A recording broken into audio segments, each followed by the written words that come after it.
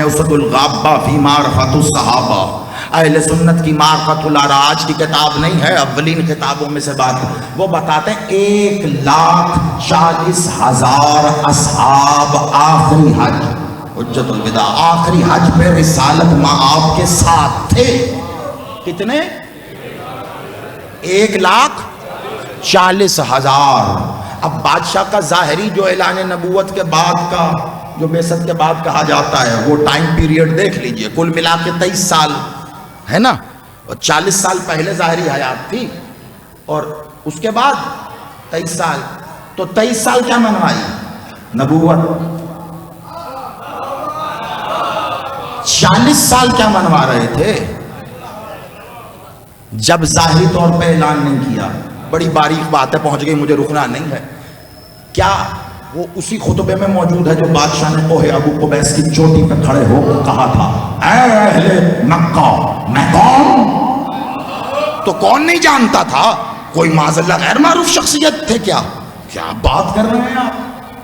رسالت مآب ابھی اعلان کرنے جا رہے ہیں لیکن پھر بھی سب جانتے ہیں. پوچھ رہے ہیں میں کون؟ کافر تھے لیکن سب سے پہلا جواب آیا صادق. میں کون؟ کافر کہہ رہے ہیں، صادق. تو اب جملہ ضائع نہ کرنا. 40 سال مولا محمد نے صداقت منوائی ہے، 23 سال نبوت منوائی ہے. اوئے ہوئے ہوئے. آج نبوت کے نام پر، آپ سلامت رہیے، مالک آپ کے بالوں کی سفیدیوں پر رحم کرے. آج نبوت کے نام پر اگر کسی کی زبان پر کسی قسم کی کوئی بات آتی ہے، بے شک غیرت ایمانی کا تقاضا ہے جتنا شدید رد عمل کیا جا سکے جو جس کے بس میں ہے کرے. لیکن وہ رد عمل دکھانے والوں سے میرا ایک سوال ہے جو 23 سالہ دور نبوت کو بچانے اور اس کے دفاع کے لیے کچھ بھی کرنے کے لیے تیار ہیں، تھوڑی دیر پہلے وہی ریڑھی پہ سیب بیچتے ہوئے صداقت کو کیوں بیچ دیتے ہو؟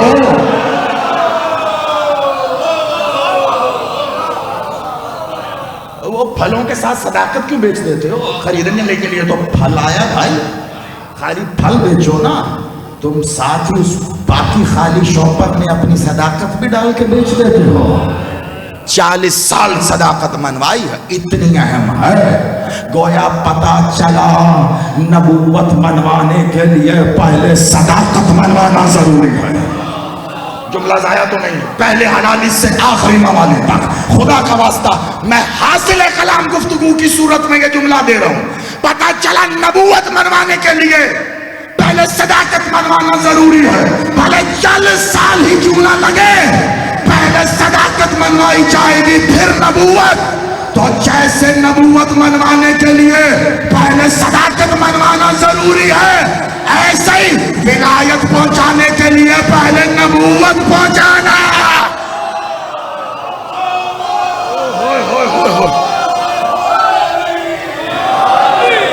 میں نے کچھ کہہ دیا ہے قبلہ اور دلیل کے ساتھ بات کی ہے. میں پہلے بھی آپ کے شہر آیا، میں ہمیشہ ایک بات کہتا ہوں، میری حدود ہے قرآن اور فرمان، میں اس کے درمیان رہ کے بات کرتا ہوں. دلیل وہ ہے جو قرآن سے نظر آئے، دلیل وہ ہے جو فرمان سے نظر آئے. میری بات، آپ کی بات، میرے خیال کے مطابق دین میں یہ لفظ کہنا حرام ہے. دین میرے اور آپ کے خیالات کے مرکب کا نام نہیں ہے. دین ہے احکامات الہیہ کا نام، اور احکامات الہیہ اللہ میاں نے ذاتی طور پر آپ کے اور میرے باپ دادا سے ملاقات کر کے نہیں دیے معاذ اللہ. یہ احکامات الہیہ جن ذوات مقدسات کے ذریعے ہم تک آئی ہیں، ان ذوات مقدسات پر ایمان رکھنا پہلے ضروری ہے اللہ سے یا بعد میں؟ کیسا مشکل سوال، پتہ نہیں یہ ہوا بھی کبھی کہ نہیں، نہ خود کر رہا ہوں. لوگ منبر پر اس طرح کے موضوعات چھیڑتے ہوئے ڈرتے ہیں اور میں چھوڑنے سے نہیں ڈرتا. بادشاہ مالک محمد، آل محمد جنہوں نے احکامات الہیہ ہمیں دیے ہیں، ان پر پہلے ایمان لانا ضروری ہے یا جس کا احکام دے رہے ہیں اللہ اس پر ایمان؟ آپ کہیں گے پہلے تو ہم لا الہ الا اللہ پڑھتے ہیں، پھر محمد رسول اللہ پڑھتے ہیں. ایسا ہی نا تو بس مجھے اتنا بتا دو، یہ لا الہ الا اللہ کس کے کہنے پہ پڑھتے ہو؟ محمد رسول اللہ کے کہنے پر تم پہلے لا الہ پڑھتے ہو۔ لا الہ ہے وہ اللہ الہ ہے، یہ بتایا محمد نے ہے، یہ بتایا ہی بادشاہ نے ہے۔ جتنا ایمان مالک محمد پر پکا ہوگا اتنا ہی توحید پر ایمان مضبوط ہوگا۔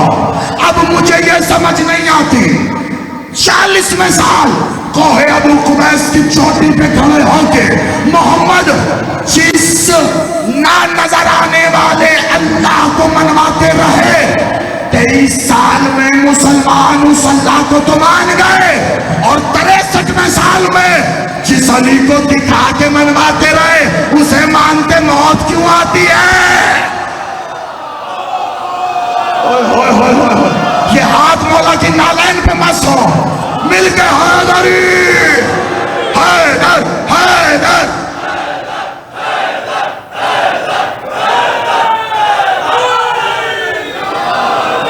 آپ سلامت رہیے۔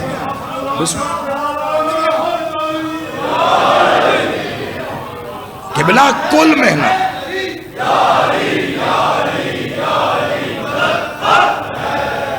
کل محنت ضم ہو گئی ہے اس میں، پہنچائیے پہنچائیے۔ لفظ کیا استعمال ہوا ہے یہاں؟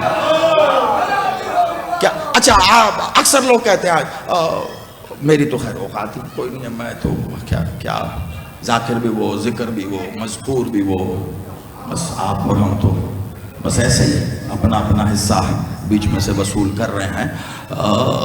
یقین مانیے سب شے اسی میں آ گئی، اسی میں۔ جس نے کہا جب تک اسے نہیں مانو گے، وہ جو کہہ رہا ہے وہ کیسے مانو گے؟ مجھے وہ بندہ دکھاؤ جو 10ویں کے پیپروں میں یا کسی بھی جماعت کے کلاس کے پیپر میں پاس ہونے کے بعد کہے دیکھا میں نے کتنا اچھا پڑھا اور پیپر دے کر پاس ہو گیا، اور ساتھ والا دوست اگر کہہ رہا ہو کہ ٹیچر کے بارے میں کیا خیال ہے۔ مجھے وہ اسٹوڈنٹ دکھا جس نے آج تک اپنے اسکول کے ٹیچر کے لیے کہا ہو چھوڑو پڑے، انہیں تو بھولنے کی بیماری ہے۔ میں کہہ کے موٹر پہ چڑھ گیا، آپ سوچ رہے ہو بھی، آپ سلامت رہو، اب سمجھیں آپ، میں داد دیتا ہوں آپ کو۔ کوئی 10ویں کا کوئی مڈل کا بچہ دکھا دے، کوئی سیانہ دکھا جو سکول میں پڑھائی گئی انگریزی کی کتاب کے ٹیچر کے لیے کہے کہ انہیں بھولنے کی بیماری ہے۔ محنت تیری تھی، راتیں تو نے جاگی ہیں، تو نے محنت کر کے پڑھا ہے، وہ تو بتا رہا تھا ایسے پڑھ ایسے پڑھ، یہ پڑھ، یوں کر کیا تو تو نے ہے نا، لیکن پھر بھی ساری محنت کرنے کے بعد سب سے پہلے مٹھائی کا ڈبہ استاد کو جاتا ہے کہ تو نے کیا۔ اگر کوئی نہیں کرتا تو کہتے پڑھائی لانتی احسان فراموش ہے، اور جو پڑھاتا رہا اسی کو بھول گیا۔ تو پھر مجھے کہنے دو جن کا محمد تھا بڑے ہی احسان فراموش ہے۔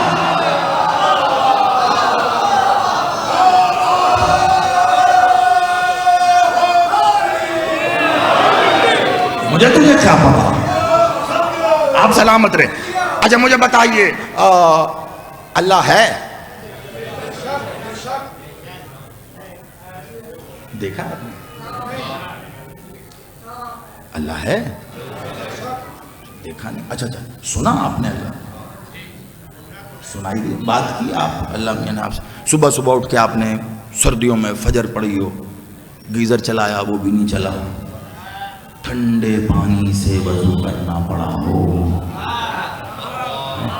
پھر 2 رکعت پڑھی ہو، پھر ٹھنڈی ٹھنڈی ہوا جب آپ کو اس گیلے گیلے چہرے پہ لگی تو پھر اس 2 رکعت کے بعد تو اللہ میاں کا آپ سے بات کرنا بنتا ہے. اللہ قرآن میں کہہ رہا تو میرا ذکر کر، میں تیرا ذکر کرتا ہوں. وہ اتنے سخت دنوں میں محنت مزدوری کرنے والے بندے نے محنت مزدوری کے ساتھ ساتھ روزہ رکھا.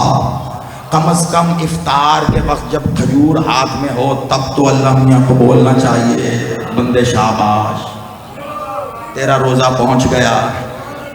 سنا کبھی اللہ کو بولتے؟ نہیں. اللہ ہے، کمال بات ہے. نہ آپ نے دیکھا نہ آپ نے سنا، پھر بھی آپ کہہ رہے ہیں ہے. اس یقین کی وجہ کیا ہے نا؟ نبی آخیا اللہ ہے، مولا آپ کی زندگی کرے. وہی لفظ جو انہوں نے کہا کیونکہ بیان ہی یہی ہے. نبی آخیا اللہ ہے، محمد بادشاہ نے کہا اللہ ہے. اب مجھے بتاؤ ظاہری طور پر جو گنتی کی گئی ہے کم و بیش 2 ارب مسلمان اس وقت اس روئے زمین پر موجود ہیں. کم از کم ان 2 ارب لوگوں کو اگر یہ بات تم سامنے رکھ کے کہو تو کون بدبخت ہوگا جو انکار کرے گا؟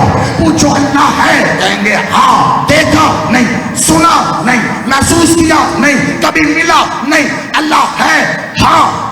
کوئی جواب نہیں ہے سوائے اس کے کہ محمد نے کہا اس لیے مان رہے ہیں ہے. تو جب آخری 2 ارب میں بندے سے یہ سوال کر لو تو پھر سب سے مل کر ایک بار اور سوال کر لینا. اور جس محمد کے آنکھیں اللہ مان رہا ہے اس کے آنکھیں علی مانتے موت کیوں آ رہی ہے؟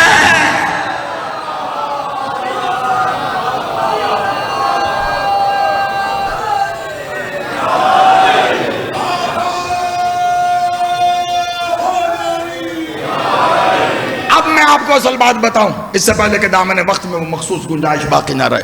اب میں جتنی باتیں کی ہیں میں ان کا نتیجہ اب آپ کو دوں اور یہی اصل عنوان ہے جو میں کہنے جا رہا ہوں. کیوں؟ سب سے بڑی بات جو بہت بڑا سوال ہے، ہمارے ہاں بھی آج کل نوجوان بچے بچیاں اسکول کالج یونیورسٹیز میں جا رہے ہیں. زمانہ بدل گیا ہے. ہمارے بزرگ جو تشریف فرما انہوں نے ہماری تربیت کی جس نہج پر، ہم نے اپنے بچوں کی تربیت کی جس نہج پر. اب جو بچے اسکول کالج جا رہے ہیں ان کی نہج آپ کے اور ہمارے زمانوں اور تربیت سے بڑی مختلف ہے. اور اس مختلف ہونے کو سمجھیے بھی. اور یہاں پہ بہت رک کے میں احتیاط سے آپ کو آپ کی مرضی کی بات میں نے سنائی. اب ذرا یہ سنیے گا.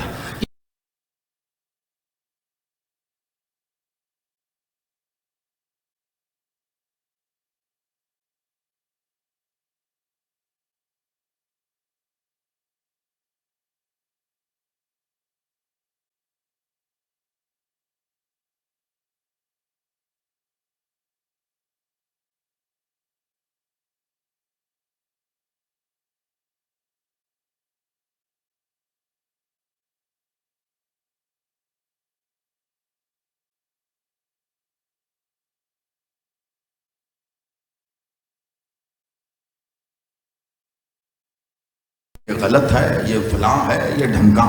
آپ کو پتہ ہے جب یہ ریلوے لائن پٹری جب وسیع تعداد میں پاکستان میں بچھائی گئی تو یہ دور انگریز میں بچھائی گئی. جب ایسٹ انڈیا کمپنی جب یہاں آئی تھی تقریباً آپ سمجھے آلموسٹ ساری پٹری چند فیصد کو چھوڑ کے شاید وہ ساری اس سے بچھائی. آپ کو پتہ ہے مولوی نے سب سے پہلا اعتراض کیا کیا تھا اس بات پر جب یہ پٹری بچھائی گئی تھی؟ تو مولوی صاحبان اپنے اپنے جمعوں کے خطبوں میں اور الگ الگ جگہوں پہ یہ کہہ رہے تھے یہ دیکھا ہے انگریز نے تمہاری زمین پر لوہے کی زنجیر ڈال دی ہے، اب یہ تمہاری زمین کھینچ کر انگلستان لے جائے گا. یہ میں تاریخ کی بات بتا رہا ہوں. اب یہ آج آپ کو ہنسی آ رہی ہے نا سن کر. کاش جب اس وقت مولوی نے یہ بات کی تھی تب بھی کچھ لوگ ہنسے ہوتے ایسے اور اس کی حوصلہ شکنی ہوئی ہوتی، تب نہیں ہنسے تھے. آج ہمیں پتا ہے کہ وہ غلط کہہ رہا ہے. خدا کا واسطہ اس سے پہلے کہ آنے والی نسلیں ہم پہ ہنسے، کوئی مولوی ہو، شیعہ سنی کی بحث ہی نہیں کر رہا، مولوی کوئی بھی ہو، بندہ کوئی بھی ہو، لباس کوئی بھی ہو، عمل کوئی بھی ہو، جو جب جہاں علی کی ولایت کے خلاف بات کرے ایسے ہی ہنس کے دکھا کے تو یہ منہ اور مظہور گرا.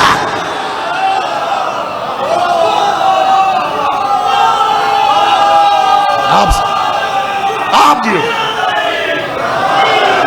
کیا پتی کا شوربہ، تو تیرے منہ سے تو ویسے علی نہیں جچتا.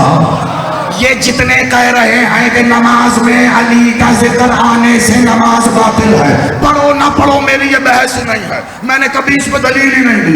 نہیں جی پڑھیں. میں کیوں کہوں بھائی پڑھیں؟ نہ پڑھو، تمہارے حصے کا جو جنت میں نور محل ہے وہ بھی ہم لے لیں گے، ہے نا بھائی. میں کیوں کہوں کہ پڑھو؟ بھائی وہ پڑھے جسے علی اپنا لگتا ہے، اتنا زیادہ پڑھے جتنا زیادہ اپنا لگتا ہے، اور وہ نہ پڑھے جسے علی اپنا نہیں لگتا. اس بات کی بحث نہیں. وہ جو کہتا ہے نا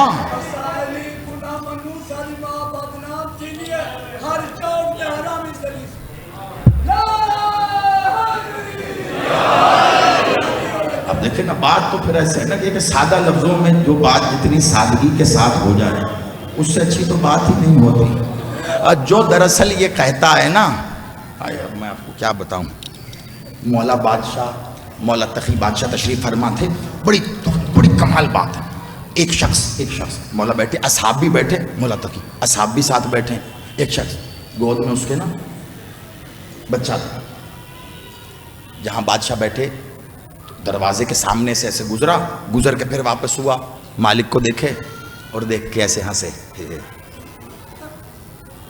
اصحاب نے دیکھا، مولا تقی بادشاہ اصحاب نے دیکھا، انہیں غصہ آیا کہ کیا گستاخی کر رہا، امام کو دیکھ کے تمسخرانہ انداز میں ہنس رہا. جب اس نے یہی حرکت دوبارہ کی، اب کچھ صحابہ سے نہیں رہا گیا، مولا کے نوکر اٹھے اور اس کی طرف بڑھنے لگے. جیسے اس کی طرف بڑھنے لگے، اب وہ بولا، کیوں بڑھ رہے ہو میری طرف؟ مارنے کے لیے آ رہے ہو میرے پاس؟ رکو، پوچھو کہ میں یہ کیوں کر رہا ہوں. وہ پہلے ہی جلے ہوئے تھے دل کے. جو بادشاہ کے نوکر تھا، کیوں کر رہا ہے یہ گستاخی تو؟ کا اس لیے کر رہا ہوں کہ یہ جو تمہارا امام ہے نا، اس نے کہا تھا وہی لفظ جو اس نے کہا کہ آبا و اجداد سے سنتے آ رہے ہیں کہ جو بھی، امام کی طرف اشارہ کر کے کہتا ہے ان کی اور ان کے آبا و اجداد. اب جب آبا و اجداد کہا تو بادشاہ علی تک، جو بھی ان کی ولایت کا قائل نہیں ہوگا، جو ان سے محبت نہیں رکھتا ہوگا، جو ان سے عداوت رکھتا ہوگا، اللہ اس کی نسل کو ابتر کر دے گا. قرآن کی وہی ابتر والی آیت ہمیں سنا کر یہ کہتے ہیں کہ جو ہم سے محبت نہیں رکھتا، جو ہماری ولایت کا قائل نہیں ہے، جو شک کرتا ہے، اللہ اس کی نسل کو ابتر کر دیتا ہے گا. تو وہ سارے نوکر بولے بے شک ایسا ہی ہے، حق کہا، سچ کہا، صادق مولا ہے ہمارا. کہاں سچ کہا؟ ایسے ہی تم لوگوں نے باتیں بنا رکھی ہیں. اب وہ اور زیادہ سیکھتا ہوئے، اب جب اس نے دیکھا قریب ہے کہ میرے گردن تک ہاتھ آئے، اس نے کہا یہ دیکھو، یہ میری گود میں کیا ہے؟ کا بچہ ہے. کا صرف بچہ نہیں ہے، میرا بچہ ہے، میرا بیٹا ہے، میری اولاد ہے، اور میں تو تمہارے امام کو نہیں مانتا، میں تو اس کی ولایت کا قائل نہیں ہوں، میں تو محبت نہیں رکھتا، پھر بھی بیٹا ہے. کہاں سچ کا؟ بس جب بات اس نہج پہ پہنچی ہے، اب تک اپنی آبا کی کریمیت میں چھپا کے بیٹھے تھے. مولا نے اپنے صحابیوں کو کہا بیٹھو، اور اس کی طرف دیکھے کہا او بدبخت، ابھی تک ہم نے چھپا کے رکھا تھا کہ بدنامی نہ ہو. یہ جسے تو اپنا سمجھتا ہے نا، نام تیرا ہے، بیٹا تیرا ہے.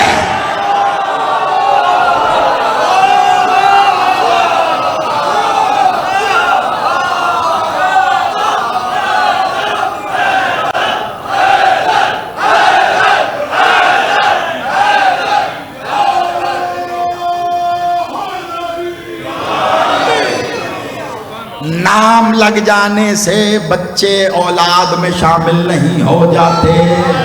وہی بات جو پہلے کہی تھی، آپ اپنے دوست کے بچے کو بھی بیٹا کہہ دو گے، دوست تو آپ کے گریبان پہ آ کے ہاتھ نہیں ڈالے گا. اگر دوسرے انداز میں دیکھو تو کتنی بڑی گستاخی ہو گئی ہے. وہ تو مرنے مارنے پہ آ سکتا ہے، وہ میرے بیٹے کو اپنا بیٹا کہہ رہا ہے، لیکن ہر کوئی خوش ہوگا کیونکہ آپ تعظیماً کہہ رہے ہیں، محبتاً کہہ رہے ہیں، آپ اپنی لگاؤ میں کہہ رہے ہیں. لیکن اسی طرح جیسے کسی کے بیٹے کو اپنا کہنے سے بیٹا نہیں ہوتا، ویسے ہی اگر شناختی کارڈ میں ابے کا نام لکھا ہو اور بچہ علی ولی اللہ نہ پڑھتا ہو تو شناختی کارڈ لے جا کے گھر چیک کر لینا. قیامت کی گھڑی تک زیدی کا چیلنج ہے, ابا شناختی کارڈ والا نہیں نکلے گا.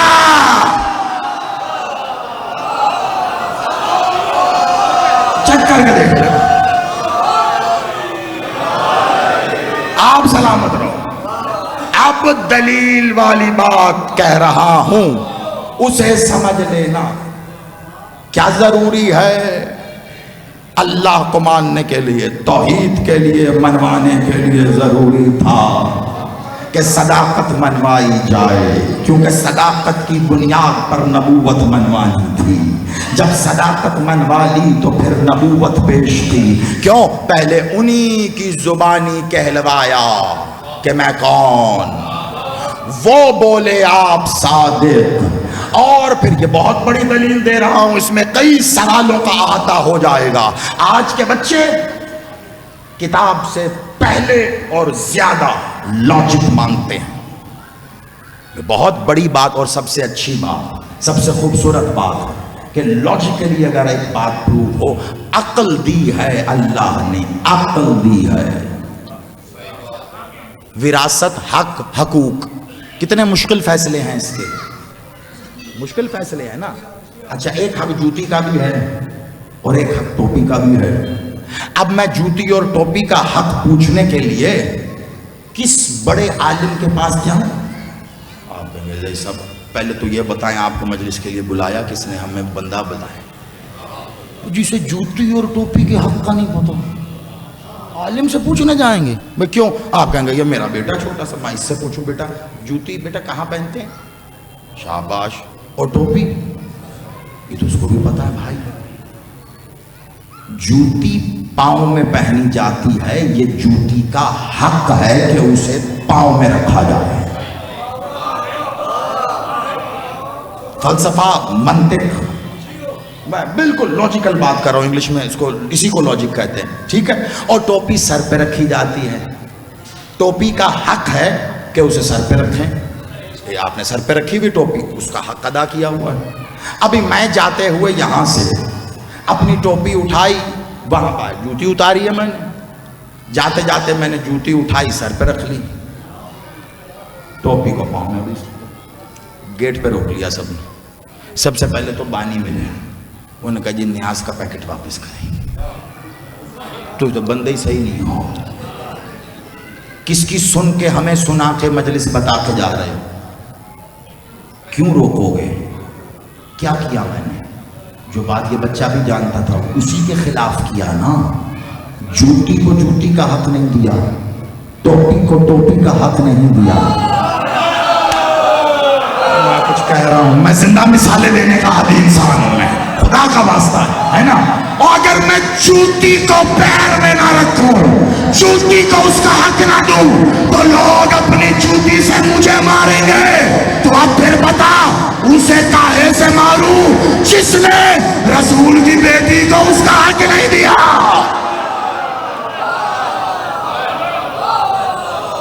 اس کا کیا کروں جو علی کو علی کی ولایت کا حق نہیں دیتا؟ اس کے لیے بتا, یہ بھی تو فیصلہ طے کرو نا. کتنی آسان اور سادی بات ہے. کیا ہے علی کا حق؟ رسول کا حق کیا ہے؟ رسول اللہ نے حق مانگا, رسول تو سراپا عطا ہی عطا ہے نا. بہت تیزی سے سفر کریں, بس آخری 10 منٹ میں اس کو وائنڈ اپ کرنا. رسول اللہ سراپا عطا ہی عطا. رسول اللہ نے کبھی کچھ مانگا کہ بلا مانگا, ایسا مانگا کہ اللہ نے کہا مانگو. کیوں؟ اللہ جانتا تھا یہ مصدر عطا ہے, محمد سب کچھ کریں گے, مانگیں گے نہیں, مانگیں گے تو ادھر ہی.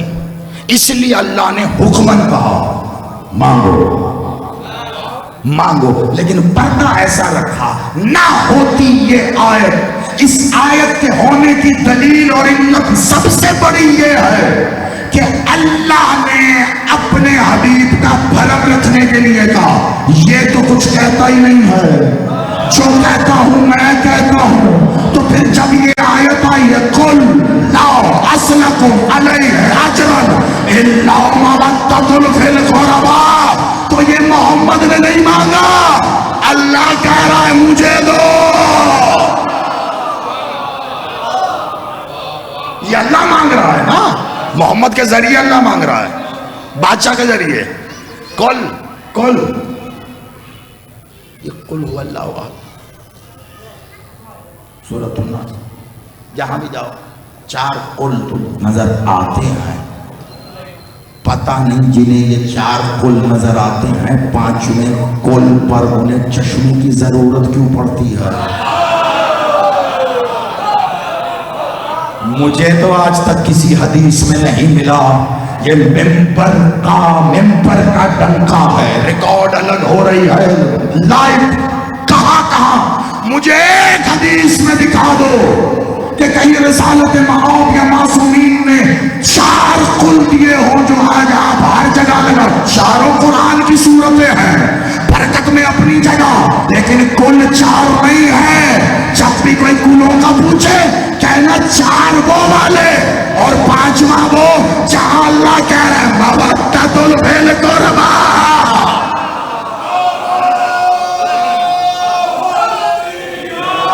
اور مودت کی وجہ سے ہی تو یہ کل مٹایا بیچ میں سے. کل نہیں ہے، کل لا اسلکم علیہ اجرا، وہی کل یہاں بھی ہے. تو مانگا کیا ہے؟ کچھ مانگ رہے ہیں، کچھ نہیں مانگتے. قل لا اسلکم علیہ اجرا، کچھ نہیں مانگتے ہم تم سے اس کا بدل.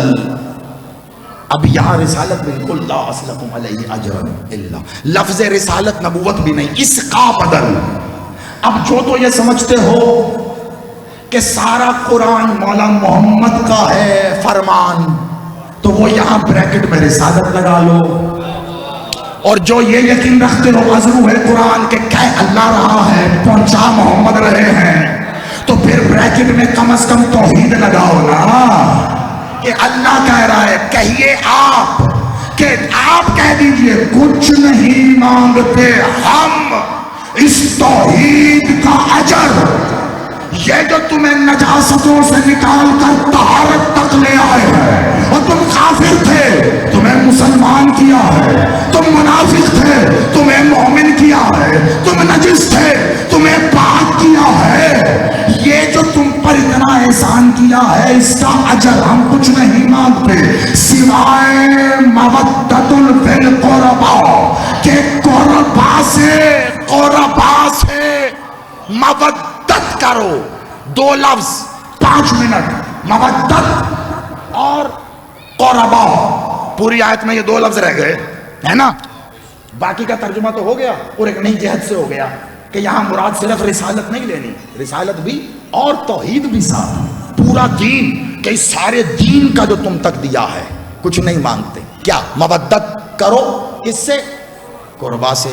اب اس کا ترجمہ کیا کیا جاتا ہے؟ میرے قرابت داروں سے محبت کرو.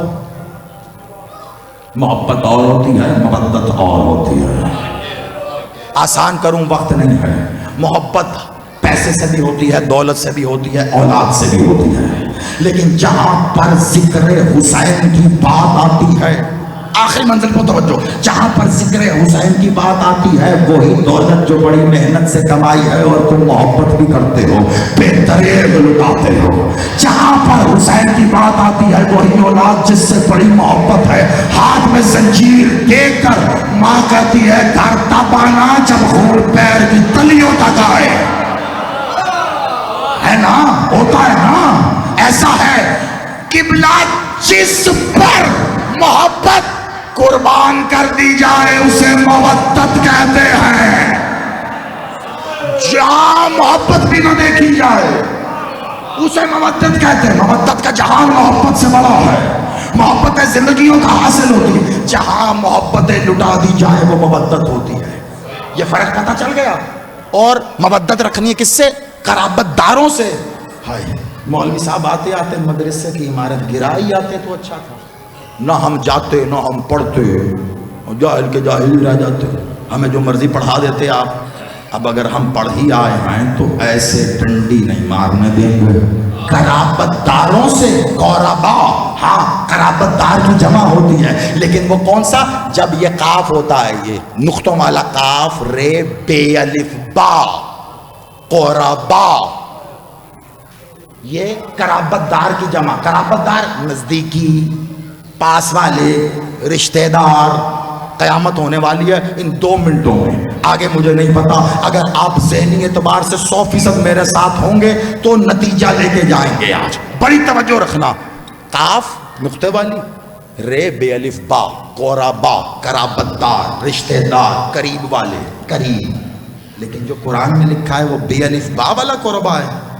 جنہوں نے آیت پڑھی ہے اور ذہن میں اس کا رسم الخط بھی موجود ہے، وہ آنکھیں بند کر کے سوچ کے یاد کر لو، ورنہ باقی بچنے والی دعات اور دعا گھر جا کر قرآن کھول کر آیت دیکھ کر تصدیق کر کے ہجے موجود ہوں تو گھر سے بھی دے دینا، دعا پہنچ جائے گی. بے الف با والا قربا نہیں، وہاں ہے قربا، وہ نقطے والا قاف رے، قربا، بے چھوٹی ہے اور کھڑا الف. جیسے موسیٰ کے اوپر ہوتا ہے نا، میرا نام جیسے لکھا کہیں موسیٰ آپ دیکھیں تو سین یہ اور کھڑا الف، موسیٰ. سین الف ساتھ تو نہیں ہوتا نا، چھوٹی یہ کھڑا الف، موسیٰ. ایسا ہی یہ قربا ہے اس آیت میں، قاف رے بے چھوٹی یہ کھڑا الف، قربا. اب جو عربی جانتے ہو وہ معراج پہ مجھ سے پہلے کھڑے ہو گئے، ورنہ چھوڑنا میں نے بچے کو بھی نہیں ہے. قرابت دار سب بیچ میں نہ آئے، وہ اپنے دین اور توحید سے لے کے رسالت تک کہہ رہا ہے مودت کرنی ہے قربا سے، رشتہ داروں سے نہیں، ورنہ بے الف با ہوتا. یہاں کاف رے بے چھوٹی ہے کھڑا الف. عربی میں یہ قربا استعمال ہوتا ہے ایک واحد مستور، ایک واحد مستور. اللہ کہہ رہا ہے کوئی بدل نہیں ہے میرے دین کا سوائے اس کے کہ یہ جو ایک واحد مستور ہے اس سے مودت.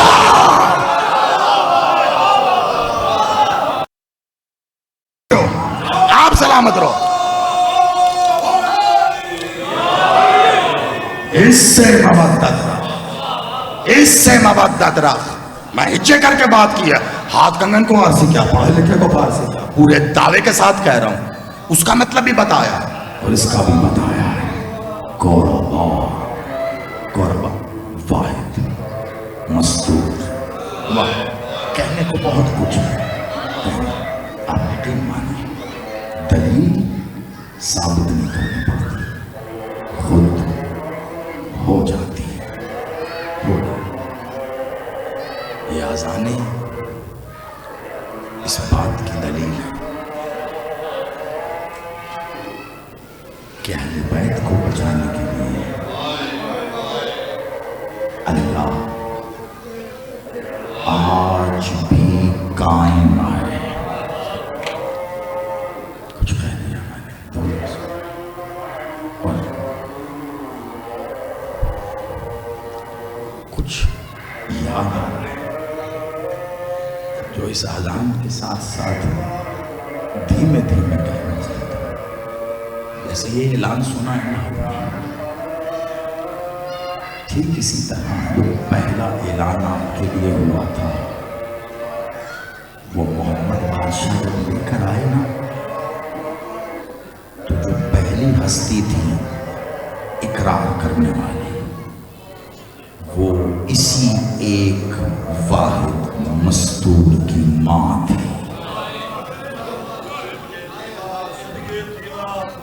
ملیقۃ العرب. کس کی ماں تھی؟ جس بیوی کو محمد کہتے تھے ام ابیہا. ام ابیہا کی ماں تھی. خدا کی قسم آج کی اس لمحے کی اس عبادت کا کیا مقام و مرتبہ ہے میں بیان نہیں کر سکتا. بڑی روزہ کھولتے ہوئے زندگی میں دعائیں کی ہوں گی آپ نے. لوگ اکثر کہتے ہیں روزہ کھولتے ہوئے بڑی دعا، لفظ اتنے سخت ہیں کہ ہمیشہ دل ڈرتا ہے قسم بخدا، لیکن کیونکہ اس ذات کے ہیں اس لیے میں کہہ رہا ہوں، ورنہ ایسے لفظ بار بار نہیں۔ اللہ نے کہا ہے حبیب کو، حدیث قدسی ہے، حبیب کو کہا حکمن کا کہہ ان سے کہہ کہ روزہ دار جب روزہ کھولتے ہوئے جو دعا کرتا ہے وہ دعا میں ضرور قبول کرتا ہوں، کیونکہ اسے رد کرتے مجھے حیا آتی ہے۔ سارا دن میرے کہنے پہ بھوکا تھا، زندگی میں روزہ کھولتے تم نے کیسی کیسی عبادتیں کی ہوں گی، نمازیں پڑھ کے روزے کھولے ہے نا، کئی عبادتیں۔ آج تم روزہ کھولنے سے پہلے یہ عبادت جو کر رہے ہو نا، حسین کی ماں کو رونے والے، ام ابیہا کی ماں، ابھی یہ سر پہ کھڑی ہے نا 10 رمضان، دیکھو خود ہی ذکر آ گیا، میں نے تو کچھ اور سوچا تھا، تائید اسی کا نام ہے۔ یہ آج شب لگ گئی 7 رمضان کی، 10 رمضان یہ بی بی کے رخصت ہونے کا دن ہے نا، بس ایک جملہ اگر سن لیا تو قیامت اور اسی پہ بات ختم ہے۔ ملیکۃ العرب کہتے تھے، بی بی نے اس دنیا میں سب سے بڑا، سب سے پہلا یتیم خانہ بی بی ملیکۃ العرب نے بنایا۔ سنو کہ یہ 2 لمحے سنو، اس کے بعد یہ میرے لفظ تمہاری سماعتوں سے نکل نہیں سکیں گے، یہ مجھے پتا ہے، یہ اس طرح کی خیرات ہے۔ دنیا کا سب سے بڑا اور پہلا یتیم خانہ بی بی نے بنایا تھا، اور اس کی انفرادیت یہ تھی جہاں جہاں قافلے جاتے تھے اس وقت دنیا کی 3 نقرے تھیں، ایک نقر پر تھا شام، اس کے آگے سمندر ہی سمندر تھا جو یورپ روم تک جاتا تھا، دوسری نکر پہ تھا چین، اس کے آگے بھی سمندر ہی سمندر، اور ایک تیسری نکر پہ تھا ہند، اس کے آگے بھی سمندر ہی سمندر۔ اس کے علاوہ دنیا تو تب ڈسکور ہی نہیں ہوئی تھی نا، اس پوری دنیا میں بی بی کے قافلے چلا کرتے تھے، چین بھی جاتے تھے، ہند بھی جاتے تھے، شام بھی جاتے تھے، جہاں جہاں قافلہ جاتا تھا ہر قافلے کے ساتھ ایک قطع بینر سمجھ لو تم، ایک بہت بڑا بینر دیا جاتا تھا، جس منڈی میں جا کر، جہاں مین جگہ مارکیٹ میں جا کر قافلہ پڑاؤ کرتا تجارت والا، وہاں الگ سے ایک خیمہ لگایا جاتا، اس خیمے جیسا کوئی خیمہ نہیں تھا، اس کے آگے وہ بہت بڑا بینر لگایا جاتا، جانتے ہو اس پہ کیا لکھا جاتا؟ اس پورے علاقے میں کوئی بھی بچی اگر یتیم ہے تو خدیجہ کو دے دو۔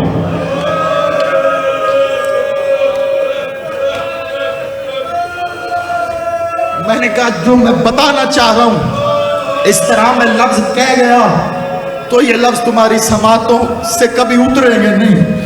عزاداروں، پوری دنیا سے یتیم بچیوں کو پالا کرتی تھی بی بی، ان کی کفالت کرتی ساری زندگی، ان کو رخصت کرنے تک جہیز دینے تک، اور جب رخصت ہو کے جاتی، کئیوں کے تو ماں باپ کا نہ پتا ہوتا، تو بی بی کا حکم تھا جب رخصت ہو کے جائیں پوچھے کوئی کہ ماں کون ہے تو اس بچی کے نام کے ساتھ لکھواؤ بنت خدیجہ العرب۔ اب مجھے انصاف سے بتا کہ چین، ہند، شام، اللہ جانے کہاں کہاں سے، کس کس مذہب کی کون کون سی بچیوں کو، یتیموں کو لے کے شفقت سے سر پہ ہاتھ رکھ کے جو پالتی رہی، انصاف تو نہیں تھا نا اس کی بیٹیوں کو بازاروں میں لے گئی۔ اجر تو میرا اللہ، حوصلے سے میرا بھائی، حوصلے سے، بس ایک جملہ اور اجازت، اس کی بیٹیوں کو بازاروں میں لانا یہ انصاف تو نہیں ہے نا۔ عزاداروں، یہ کون بی بی ہے جس کا دسترخوان اتنا وسیع تھا کہ کبھی لپٹتا نہیں تھا، اس دسترخوان کے لیے جاری ہونے والا تنور کبھی بجھتا نہیں تھا، ایسا دسترخوان کہ جہاں جو آ کے کھائے سونے چاندی کے برتن ہی کیوں نہ ہو، کہا جاتا تھا یہ بھی تو ہی لے کے جا اور تیری غربت ختم ہو۔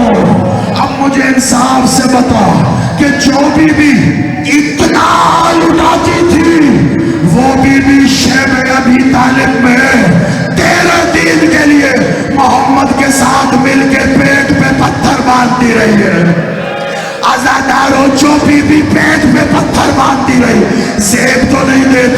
اس کی بیٹیوں کو بازاروں میں پتھر، اور کچھ تو غیرت کھاؤ۔ ارے اسی بی بی کا دیا خیمہ تھا، عرب میں کتنے گھروں کے چولہے، کتنے گھروں کی چھتیں اسی بی بی نے ڈلوائی ہے۔ شام غریبہ اس بی بی کی بیٹیاں چلے ہوئے خیموں کی راہ۔ اللہ لعن اللہ علی القوم۔ میرا مالک اس قبول عبادت کو مقبول فرما۔